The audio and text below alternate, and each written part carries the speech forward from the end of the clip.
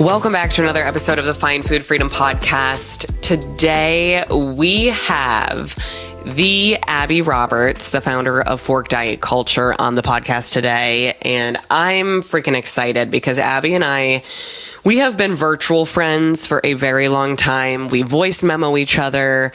We text each other, but we finally got to sit down and chat and basically just clicked record so you could listen.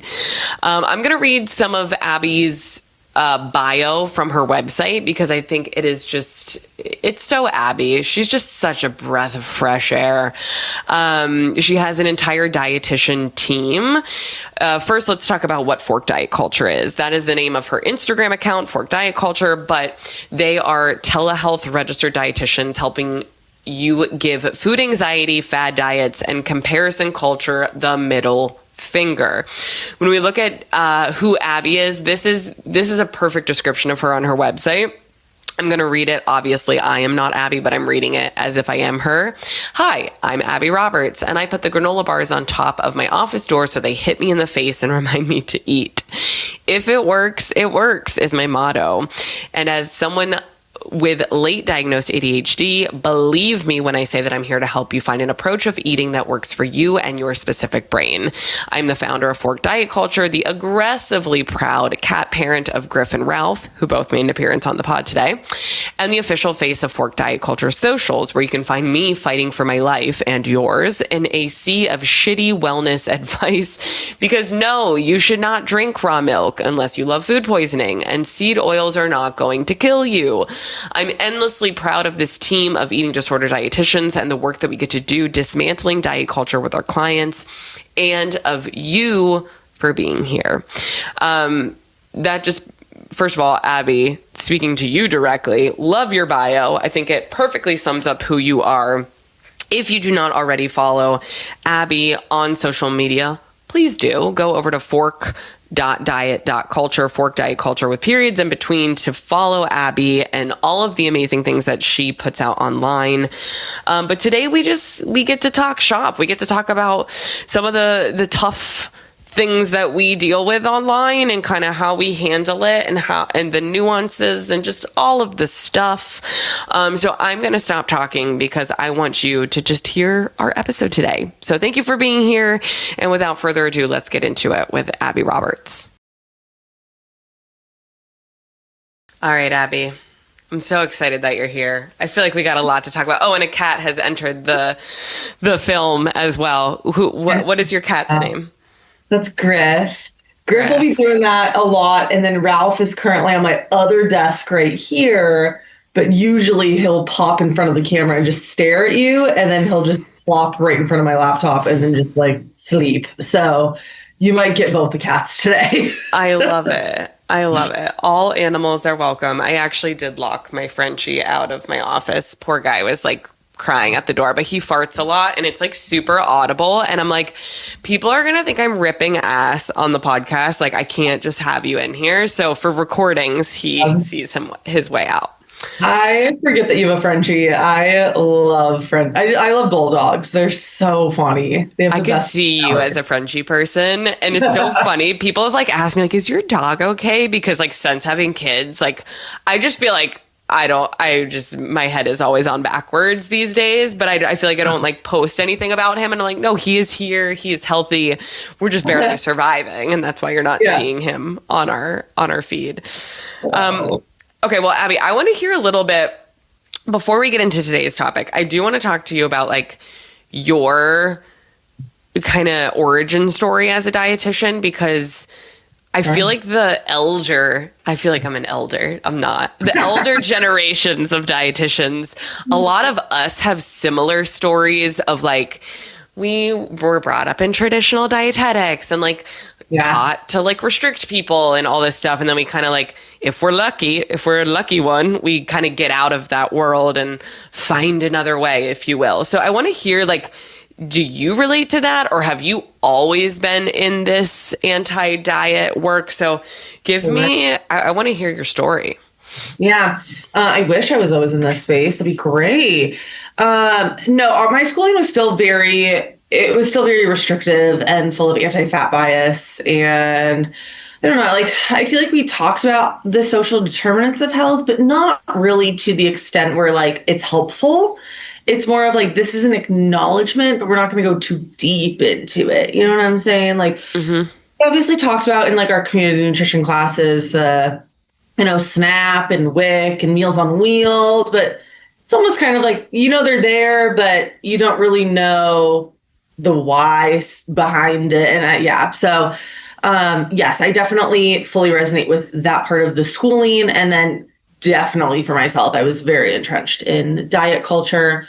I think I very much followed the pipeline that so many eating disorders dietitians follow of I struggled with my own eating disorders and then slowly but surely found my way to this space and went, oh my goodness, like my eyes are open to all of these other possibilities and like life could be so much more fun. And there's so many more other things that I can be focusing on. So in college, my eating disorder started in high school. I don't think it really like escalated until college. Definitely started from a place of quote unquote, very hard quotes around this, like my body didn't look like an athlete's in my head and whatever the heck that means per diet culture. And so that really is what got me into like, my body needs to look a certain way. I need to eat a certain way. I need to move a certain way. Even though I was competing in pretty high level sports within basketball and track and field. And then I think it really had like a huge identity crisis when I went to college and I didn't make the track team. And I was like, but I was so good. Like, what do you mean? And so I found my way into being a personal trainer and thought that was going to kind of fill that void of like being the quote unquote athlete friend. I was like, well, maybe I could be the fit friend. And then that spiraled into doing bodybuilding for like 2.5 years. I followed a lot of like bodybuilder influencers on social media at that time.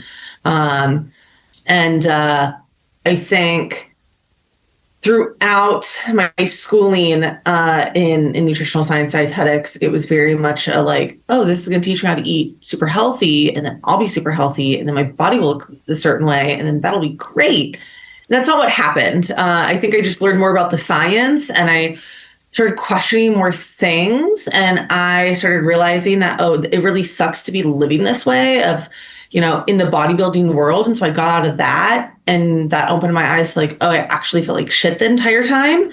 I didn't feel healthy. I was actually falling asleep in classes and like during tests. And it wasn't until grad school that I learned actually more about intuitive eating, health at every size, even anti-fat bias. And so I started uprooting all of that for myself and learning more just in general. Like I read Sabrina Strings' book, Fearing the Black Body. I think that was like a pull for me. And then really got me into similar books, reading more about the history, reading the intuitive eating book. I got my own diagnosis for ADHD. That unlocked a lot for me of like why I eat a certain way, think a certain way, feel a certain way. And that's what brought me into this space of, working with neurodivergent folks primarily and working on eating disorder recovery or stepping out of diet culture. And just kind of continuing to recognize different biases that I might still hold today, unlearning those. Oh, there goes my light. I don't know what else there is to say except that I'm just so grateful to be in this space today. And honestly, I'm thankful, even though my past was really hard in the diet culture space, I'm grateful for it because I think it helps me bring a certain level of compassion and empathy to my one-on-one sessions with clients. And I think that's honestly really needed in this space. Thank you so much for sharing all of that and totally agree with you. I always look back at my own journey, which sounds a lot like yours in different ways. And I like cringe, but I'm like, no, cringe is growth. And that allows us to have that personal, like lived experience in it as well.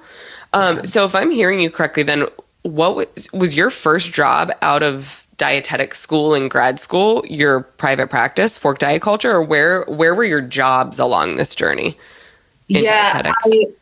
So I got my RD right at the end of 2020, going into 2021. Such a strange time in the world. Yeah, it was really hard to find a job, and I had just come out of my clinical portion of my internship, and I really enjoyed it. I didn't think I was going to, so I ended up getting a job at that same hospital. Awesome. And I think I only lasted a year and a half, maybe. Okay. Maybe. And so I was working primarily, I was kind of floating on the different floors, but my favorite ones were either of our ICUs. We had like the medical ICU and the surgical ICU, just because that was like where you're doing your tube feeding, your TPNs. And then I loved like our gastro floor, just because again, that was all the nutrition support. But then out of that, I started doing, while I was still working at the hospital, I really was on this track of like, I'm going to be a sports dietitian. And so throughout my internship, I went to Washington State University. So during the summers, I would do work with like the football team. In undergrad, I worked with the football team and some like the Olympic sports. But in that time, like that was a lot of just like making smoothies and like preparing snacks. It's a lot of, what am I trying to say? Food service. My brain's not working fully right now. Yeah, it's a lot of food service, sports nutrition. People don't realize that, I think. No, they really don't. And then I started doing some like volunteer type position to just like get some hours and learn more about it while I was in my clinical job. And I was working with University of Washington. And that was kind of wherever they needed me, whether I was creating like things on Canva for them. I was helping create like, their meal plans and stuff for when a team was on the road and what they were going to have and where they were going to get food and whatever, do catering stuff and orders. And I just kind of, I burnt out from that pretty quickly. I really liked the dietitians that I was working with. Like the team was really cool, but it wasn't for me. I thought it was going to be really different. And throughout it too, I was just seeing and overhearing conversations from the athletes that were very disordered, or even like outright just eating disorders. And that really started to click something else in my head too, of like, oh, this is a pretty universal experience. This wasn't just me. I think I get stuck a lot of like, I'm the exception, which I hear a lot from my clients. I hear a lot within neurodivergence. Yep. So I wish at the time I knew that I had ADHD. I did not. So yeah, from there, then I started working within eating disorders. And then after like another like 2 years into year and a half, I don't know. What is time? I've been in my private practice now for 3 years. Awesome. I was going to say, like during your job at the hospital or during your job working with the sports teams, like were you starting to talk on social media, like not actually see clients? Like when did Fork Diet Culture page, like when was it established and when did you start running it? I used to be really talkative on the internet. Like I used to be the people that I talk about now of like, hey, that's fucked up. My content started as like bodybuilding fitness content. Girl, I get it. I was doing weight loss content. So yeah. And I would post like crazy ass workouts on there that I wasn't actually doing, but they look sick. So I was like, this on the internet. But I struggle today with horrible back pain because of the way that I was working out then. Even though I was a personal trainer and I knew proper form and I knew I was still just doing crazy shit for the internet, and like ego lifting and stuff. And so I reap those benefits today. But I think my content really switched in 2020. Yeah. Where that was a little bit more of like, ooh, I'm not really contributing what I'd like to contribute to the world right now and on the internet. So that started shifting then, but I don't think I really started gaining any traction or like really knew what my voice was until probably 2022. 2023. I don't know. Like Everything is a blur, Yeah, honestly. and especially with the internet, like what is time? What is, who knows? But it's so cool to hear your story because I only know you as like fork diet culture, like the Abbey that you are today. Obviously, we're always growing and changing and evolving, but like you and I have so many parallels to our story, and I had no idea. And I think, and a lot of people say the same thing to me when they find me. They're like, "Wait, you used to do like diet culture content?" Like I had no idea. And it like, honestly, I just figured because you're younger than me, I'm like, oh, this girl just like always understood like anti-diet and like anti-fat bias and all this stuff. So I think it's really amazing though that you share this kind of, your transition, if you will, or your like transformation from like being immersed in diet culture and like then who you are today, because I know that there are, especially if we're talking in our niche of dietitians, like in our career, there are and I'm sure you get this all the time.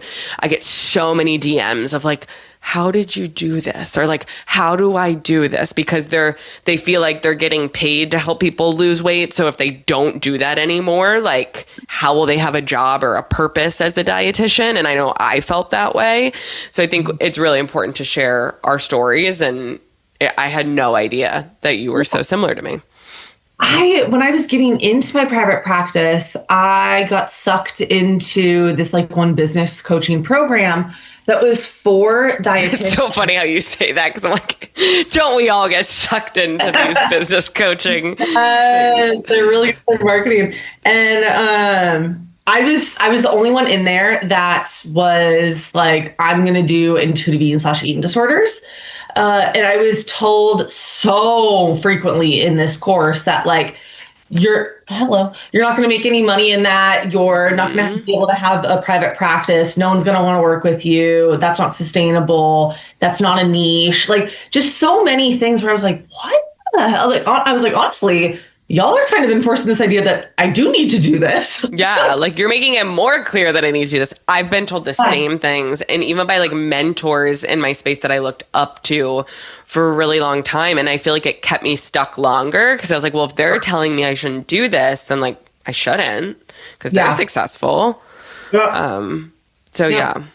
So here's two anti-diet dietitians telling you listeners that you can do it and you should do it. And it's scary and it's messy and it's hard and challenging and it's so fucking worth it. Oh yeah. I tell my clients today too. And even on the internet that like, it's not perfect. Like, it's not like you reach this place of intuitive eating and recognizing health at every size and body neutrality and whatever.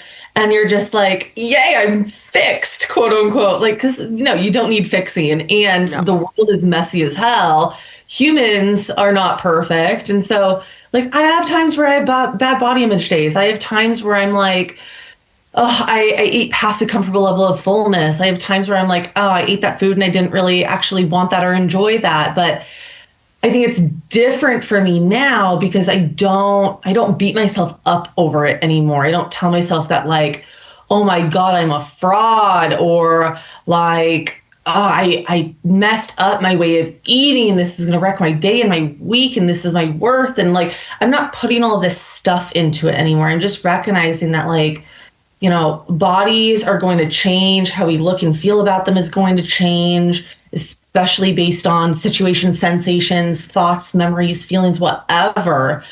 And then even like the way that I'm eating too is going to be impacted by like, if I'm out socializing, if I'm eating for comfort, out of emotion, just I want something nutritious. Like, there's food fits in our life for so many different reasons. But I think when we're stripping this idea that our worth is inherently tied to our body and our way of eating, it's just like there's such a weight off of your chest. And I say that too with full knowledge of like that doesn't happen overnight. It didn't happen overnight for me. I totally know it didn't happen overnight for you. And working with clients for years as well. It's like it happens slowly, but it's also like a weird, you look back and you're like, wait, oh my God, when was the last time I thought of food in that way? Like it feels crazy. Yes. Thank you for sharing all of that. Well, thank you again for your origin story and hearing all of that. It's so helpful for me to hear and to learn more about you. And, I think today we really wanted to give people like a little bit peek behind the curtain of, you and I have been voice memoing for months and months and months now, back and forth. And I feel like so many of the times we voice memo is when there's like, sometimes it's a troll, sometimes it's a medical professional, sometimes it's both, who knows? But there are people that love to stitch our videos or talk about us. And I like how I'm not even going to say his name. Honestly, I don't know how to pronounce it correctly. But like, you were the one who did the response video. And I think I messaged you. I was like, thank you so much. I didn't have time to respond to this and I wouldn't have said anything differently. So thank you. Anyways, but so what I want to get into today, and I think this is actually this is really conducive to both of our stories as well, is when we're approaching the anti-diet, what do you call it? Mindset, paradigm. I mean, there's so much, the umbrella of it all. Yeah. I think it's really easy for people, not easy, that's not the right word, but I think the first step that kind of comes is like, fuck diets, fuck food rules. Like, there is this freedom of eating, like being allowed to eat things. And then we kind of notice like, oh, okay, well, as we enter this space, like, bodies become a part of the conversation. And when we look at the weight inclusive lens that we serve and we really believe in, it's this idea that like all bodies deserve respect. Wow, how radical, right? That in 2026 that's a radical idea. And I find that on the internet, especially now with the Ozempic era that we're in, people will still be like, yeah, like screw dieting. Like, I don't believe in food rules. But then as soon as like all bodies deserve respect and body diversity enters the conversation, it's like, oh, but not fat people. Right. And this idea of fat bias. So I want to just open the floor to you of like places you've been thinking of since we've been voice memoing, but like, there's so much we could talk about. I'm like just rambling here, but like, I'm going to hand the mic over to you. And I just want to hear kind of how you maybe have navigated through that in your side of things on the internet, in your corner of the internet with your clients, and what you're seeing now too. Again, just in this weight loss medication era that we are in. I mean, I think you're just handing the mic over to me so I can ramble because Perfect. We can just ramble back and forth. Remind me while I pop my energy drink open. A little ASMR for this episode. Oh no, my brain goes so many places. I mean, like when we talk about how all bodies deserve respect, I think another portion of my page too is very political, and so that of course goes into a lot of different areas, and I think it is all very inherently connected to what we're seeing within more of this rise of more anti-fat bias, people throwing away body positivity, people also misunderstanding what body positivity is. And I think that is a lot of what I'm seeing right now on the internet. I think what I'm hearing lately, and it's funny, whenever I say this, I'm like, I just saw countless videos of people saying this, and people go, no one's saying that. I'm like, so many people are saying this. Yeah, like you can find anything on the internet. Yeah, I'm like, I'm not going to pull up like countless hours of receipts for y'all. Here's a snippet. But what I'm hearing a lot of is like people saying that body positivity was like a scam or it's a myth, or that just means that like everyone should be fat and should love it always. And like another big one is of course like the glamorizing, romanticizing obesity, which, like that feels so gross coming out of my mouth.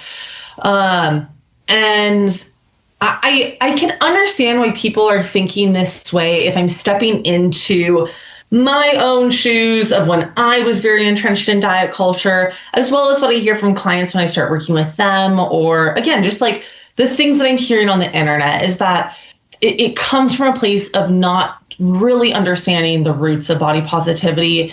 It comes from a place of not understanding the nuance too of health, bodies, the social determinants of health. And I think that's where we lose a lot of people on like short form content on the internet, because like I can't go into every little bit and nook and cranny of, this nuance. but that also gets people riled up and mad because they go into like the whataboutisms of it all. And it's like, well, like, okay, like we could talk about that, but that's not like the topic of this specific video right here. And I think you bring up a point, but you're also missing the point. You're like, and it just is so messy. And so I think that's a really big pain point right now for anti-diet dietitians.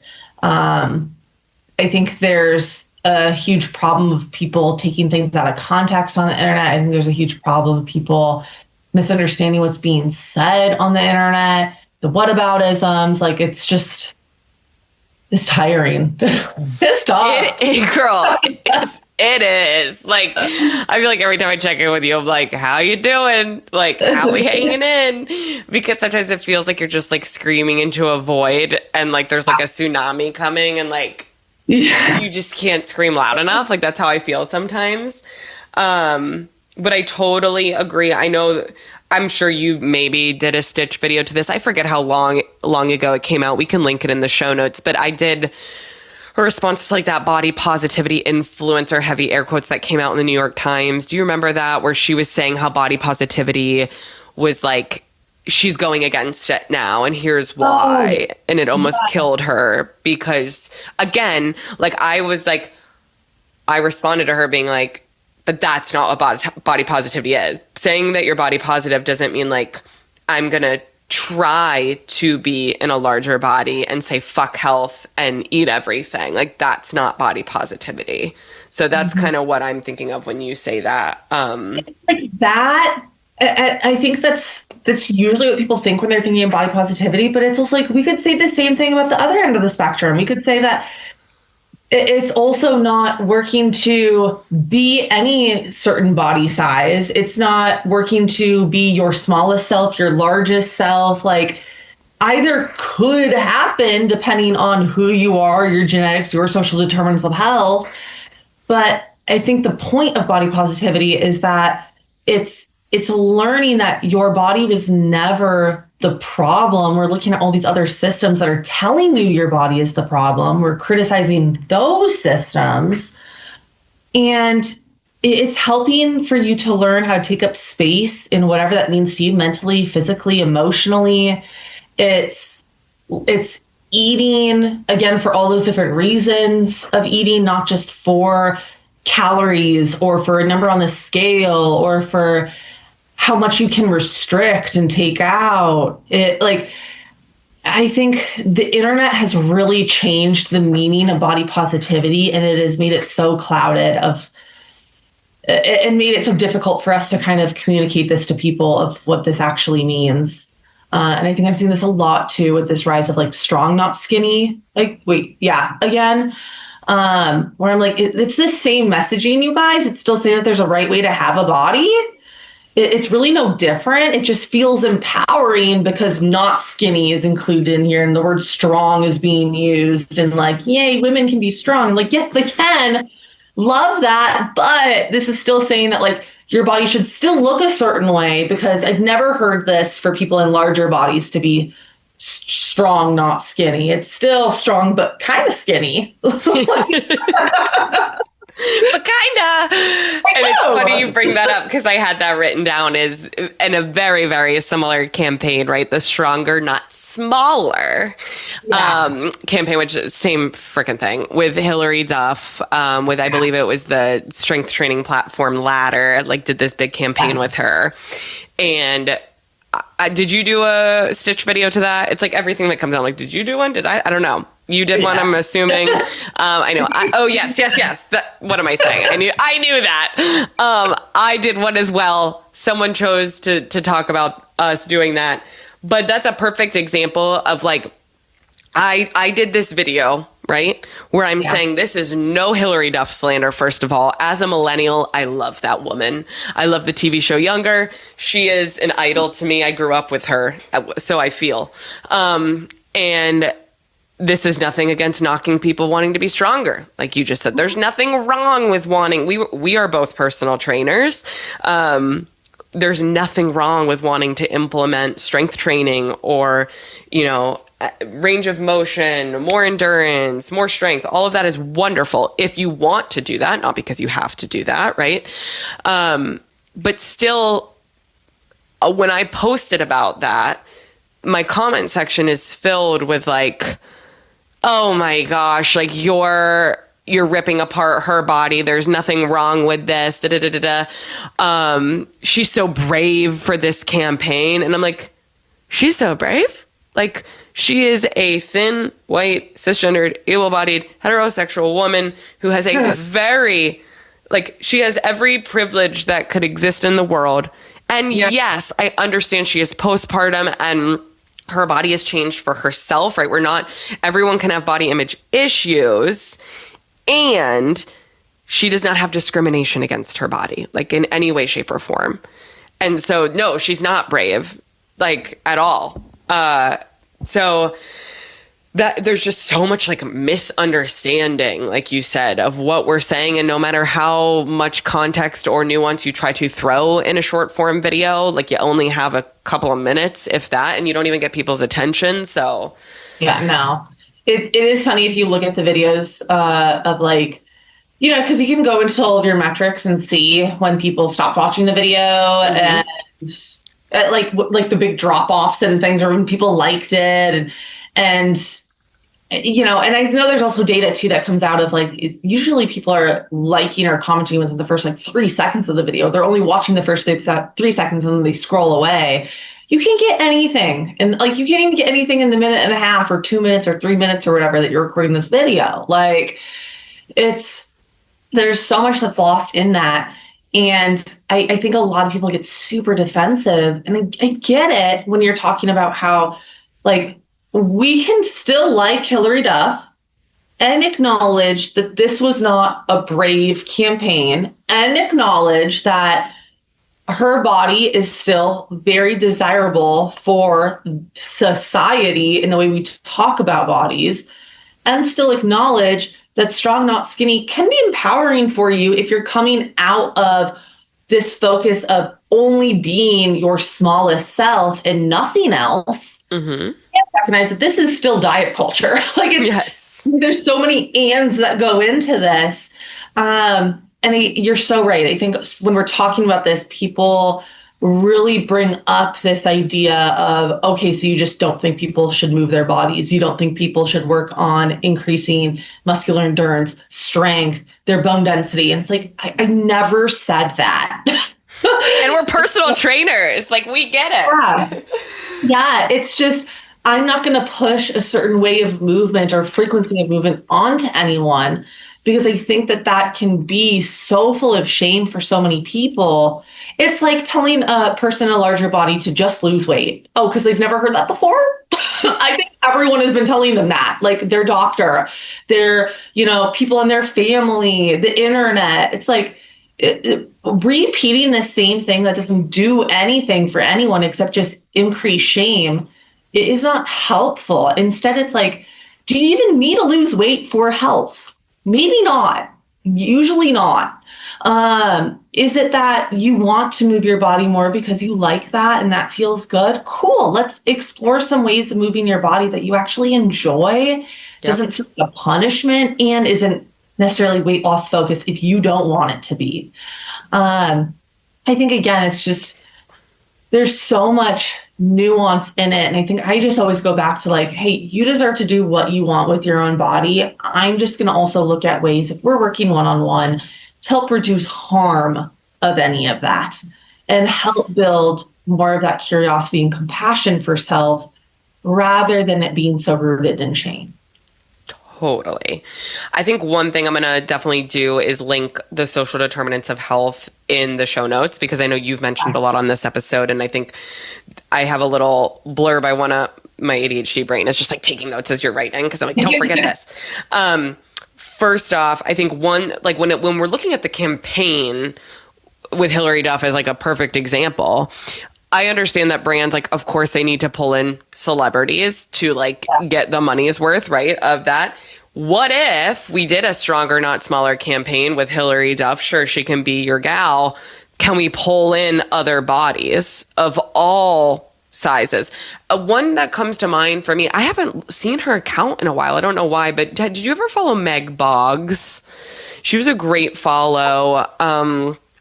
Too. I just haven't seen her. You know how Instagram like doesn't show you? I'll have to pull up her stuff. But I know back in 2020, she was, I really enjoyed her account of like, she was showing like, I'm in a larger body and look how I lift. And like people tell me all the time, like when they see me at the gym, like keep going. Meanwhile, like, bitch, I've been here and like can lift way more than you can. So like thinking about like, okay, if we're gonna have a stronger, not smaller campaign, but then put your money where your mouth is and bring in all bodies that are stronger, because just because you're stronger doesn't mean you have this like defined muscular tone. Yeah. All bodies can be stronger. And of course, like, can we diversify and not just have a thin white woman? Can we bring in other races, genders, sexualities? Like, can we represent what the world actually looks like being stronger and not smaller? Because this just felt like it, like you said, it spoke right to diet culture. And I mean, even for myself too, because when I came out of bodybuilding, which is very focused on being smaller, it's so aesthetic. Yeah, if anyone explicitly says it or not, like that's what it is. I'm going to tell you from experience. And so out of that, I did the whole, I'm going to be stronger, not smaller. And so I went down that means I need to be a power lifter now, because I couldn't get out of the whole, like what I'm doing to work out is my identity. I couldn't get out of I'm still an athlete and that has to look a certain way. And I did love powerlifting, but that is how I hurt my back. Yeah. And I was also in my largest body to date when I was powerlifting. I was also at my strongest. Mm-hmm. And so being stronger doesn't necessarily look smaller for many people, maybe for some, not for all. Yeah. Even though I know the campaign is saying stronger, not smaller. But again, there is this underlying, your body should look a certain way. And that's also what I went into it as well of, well, if I'm getting stronger, that means I'll be more toned. That means my body will look a certain way. That means my body will still be this same size, just more toned. There was still a lot of diet culture that was in my head. And so that's why I always go back into just pushing against that message more of, if this really does feel empowering to you, that's great. That's great. You are allowed to use that. And let's actually look at what this message really means, where it's coming from, what it's selling us, who's giving this message. Yes. It's usually, people that look like you and me. It's usually thin white women. Yeah. And again, because I know there's people too that are like, well, what's wrong with being a thin white woman? I'm not saying there's something inherently wrong with that. I'm just saying we are usually the spokespeople around diet culture. We are. That's a great quote. Thin white women are the spokespeople for diet culture. Let's just say it how it is. That's why when you look at dietitians, look at the numbers, look at the percentages. That's what it is, because all of us have eating disorders or disordered eating and go into this field. And if we're lucky enough to be sitting here like you and me, we can get out of that. But a lot of the times people go on living their lives just entrenched in it and spewing it on the internet for all to enjoy. Yeah, if I said that, I'll ruffle some other feathers. It's like if you're talking about if you're talking about diet culture and the roots of that, you're talking about anti-fat bias and the roots of that, you have to look at racism. And I think a lot of people get really mad at that, and they go, "Oh, we're bringing race into this again. Not everything's inherently race." Yes, it is. Everything is tied back to that. And that's also why so many dietitians are white women. Yes. There's a lot. I think in the healthcare field, of course, there's still a lot of sexism and who's allowed to be a nurse and a dietitian, and it's women. And then you look at the schooling for dietitians, and there is a lot of, you're paying to do the labor. It's unpaid labor that you're paying for. Yes. And that's not accessible for a lot of people. And then they added the master, because did they add the masters on when you I was grandfathered into not having to have my master's. Yeah, I was grandfathered in that too, but I'm also under this impression, because we were being told this throughout undergrad of like, but if you don't get your master's, you won't get any jobs because everyone just underneath you is going to get that. So I was like, oh, I have to do this. So yeah, of course. So again, making it even less accessible to people. Oh yeah. And then school's just getting more and more expensive. Cost of living is just getting more and more expensive. Food is getting more and more expensive. And then we look at too with like SNAP benefits. They have taken out the ability to get fast food with those benefits. They have made it even more narrow about who can get what. And so there's a lot of issues in that too, just accessibility with food and thinking about who is on these benefits. And so it's impossible for me to talk about these things without going into all of that too, because again, the nuance is so strong. And again, it's also me having to check my own biases within this. And also, I think recognizing too, and preaching this of just because I or someone else hasn't had this direct lived experience doesn't mean it doesn't exist. Yep. And I think that's a big thing on the internet too. Like, have you heard of the bean soup theory on TikTok? Oh, I say with some of my girlfriends who are content creators, we were always like, oh, the bean soup of it all. That's like what I say. So big. Like, I love that. It's so real. Yeah. And for those listening, it was a creator doing like a bean soup recipe. And then it like blew up and went viral. And so many people in the comments were like, but what if I don't eat beans? Yeah, I don't like beans. Like, yeah. Then fucking scroll. Don't eat soup. Crazy. Crazy is right. Well, I think another thing that we kind of touched on, and I have it circled here because like people will, and I'm sure you get, again, these comments similar to me all the time of like, but what if I need to lose weight for my health?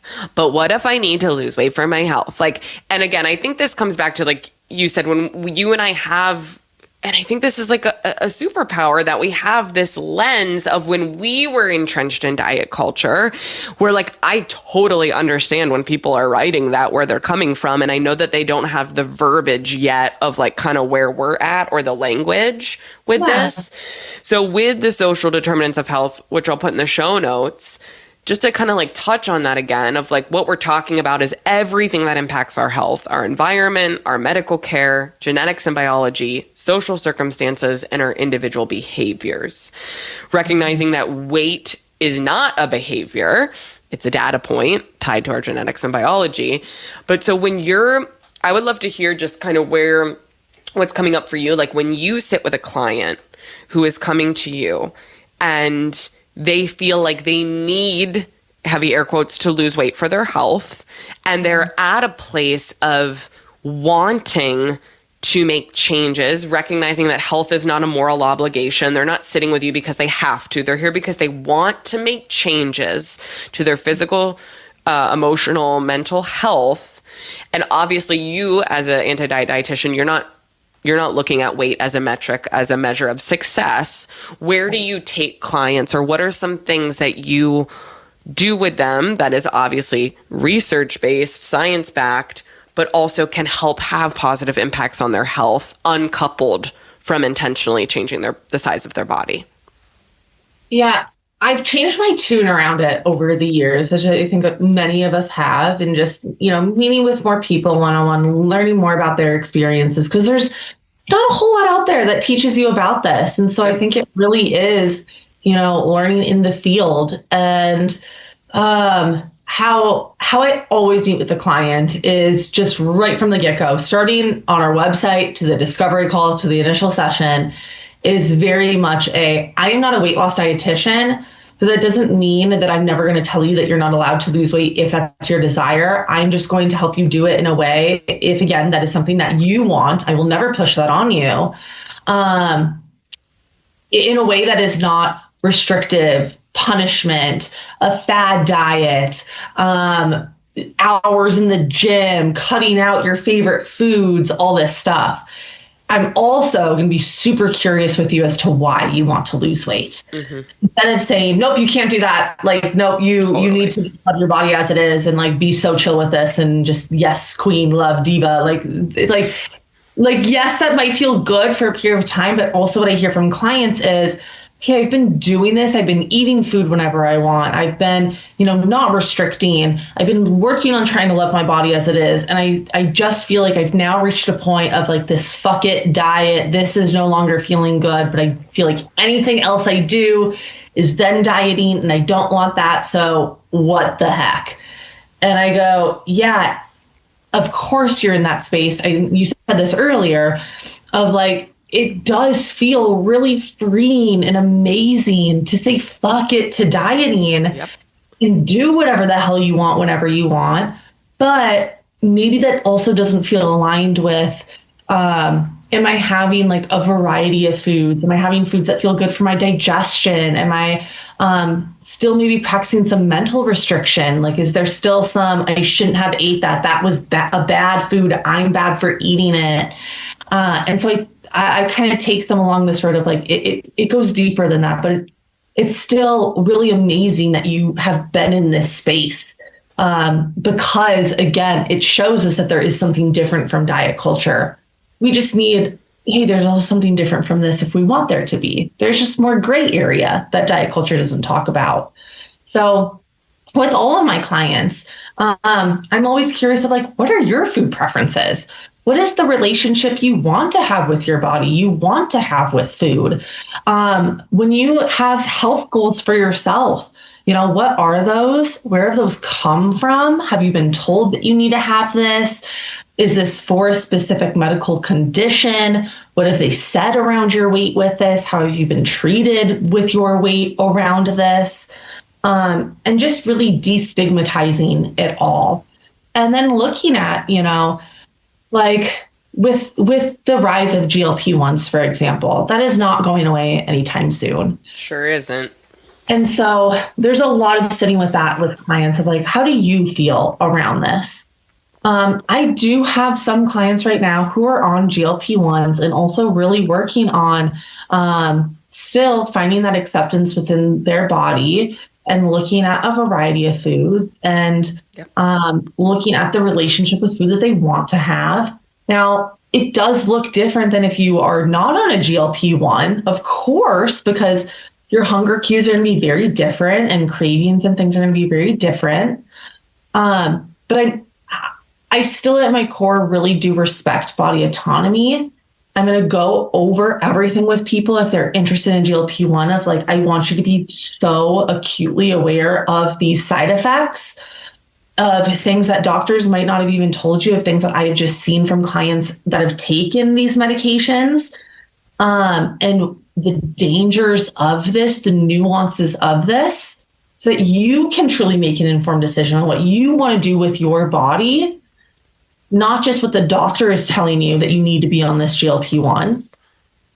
And then I'm still with all clients going to look at, are we eating enough? Are we taking out the mental and the physical restriction with food? Are we, using kinder language with our body and acknowledging the nuances of body image? Again, like body image isn't just when we look in the mirror and we go, I don't like what I see. It's also, if you're hot and sweaty and your thighs are sticking together and rubbing and chafing, like that is going to have a direct impact on how you feel about your body and in your body. Yep. So if we can acknowledge that, it's not that your body needs fixing. It's not necessarily that weight loss is going to change that either, because it could just be the way that your femur is inserted to your pelvis, that your thighs are always going to rub together, because not everyone has a thigh gap, despite what the media tells us that we can all aspire to have. Sometimes it is just the way our body is, and no amount of weight loss is going to change that. So how can we be okay with this in this moment? Do we need like an anti-chafing stick? Do we need to wear longer shorts? Do we need shorts under our dresses or skirts? Because that's going to feel better. That's what I do. And it feels so much better than if I'm wearing a skirt without shorts underneath. I just did a post on that the other day. I was like, I will never wear a dress without shorts ever again. It's never the worst. So I know that was such a long-winded answer, but I think the core of it is like, I'm always going to respect body autonomy. I'm always going to help clients truly make an informed decision and then reduce harm of whatever that might be, if there could possibly be harm. Totally. Thank you for all of that. And I think that just showcases too, like, every client is so different. Like, and like, there's no amount. I mean, we could talk for hours and hours and hours of like, okay, if this happened with a client, how would you handle it? If this happened, like, and it's going to be different for every client. But like you said, it's like those key points of like every client gets body autonomy. You're not there to convince anyone of what they should or shouldn't do. You're there to support your client, to provide evidence, to provide, like you said, these real symptoms that people are experiencing on different medications or whatnot, and to help them have a more pleasant relationship with food and their body and whatever that looks like for them. Sorry, not sorry. Telling someone to lose weight and continuing to push that narrative onto them does quite literally nothing in terms of a pleasant mental health, physical health, emotional health. It just sucks. It just sucks. And from what we know in most research, it actually has the opposite effect. So if we tell someone to lose weight, they usually end up gaining weight to that advice, which is just a mindfuck.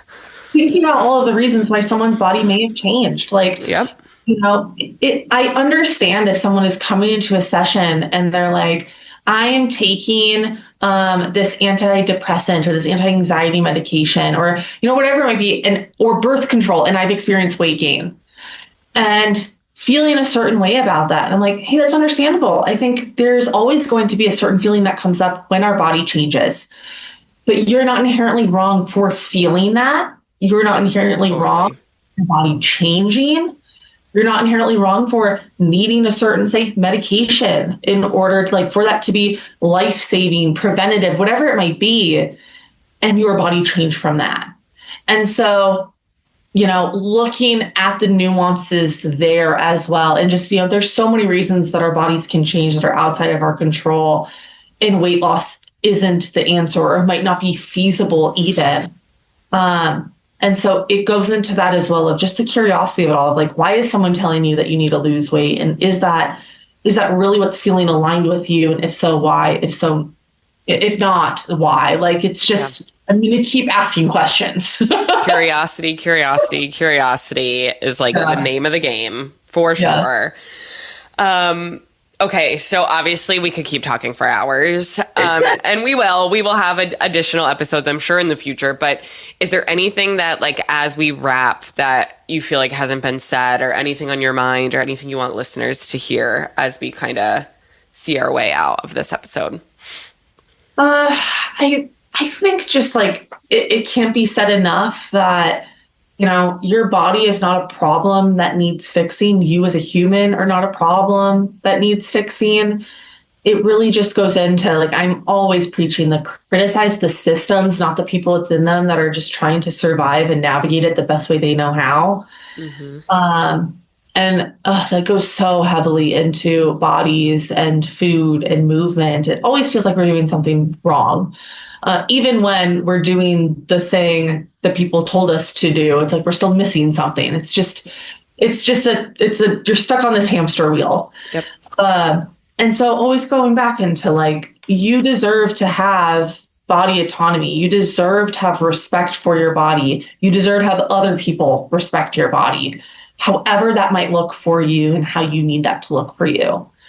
And, you know, I think just going further into, like, there is no perfect way with intuitive eating or body acceptance, neutrality, positivity. I think it's just whatever you're needing in maybe this stage of life, and that might shift. And I talk too about, like, intuitive eating on my page, of adapting that with neurodivergence. I talk about how there might be some days where you feel neutral with your body and other days where you love your whole body or aspects of your body, feel indifferent towards others, dislike parts. And that's all part of being human, especially in 2026, especially with the internet. It's messy and that's okay. Yes. Love that. So for people to find you, Abby, where is the best place that they can find you? Yeah, just about everything is Fork Diet Culture, on my website, on the internet, on social media. TikTok-ish. I'm kind of on that. I've deleted it and re-uploaded it so many times. It is currently active, but I recently deleted it and reactivated it. Instagram, Threads, Facebook, and I have old podcast episodes, Hangry Thoughts, and The Forecast. They're same, found in the same place. Fork Diet Culture, all the places. I love it. Well, thank you so much for being here today, Abbey. Thank you for listening to the Find Food Freedom podcast. Please remember to rate, review, subscribe, share with a friend. My goal is to help as many people as possible. So the more that you share this podcast, the more we can get it into the ears of the people who really need it.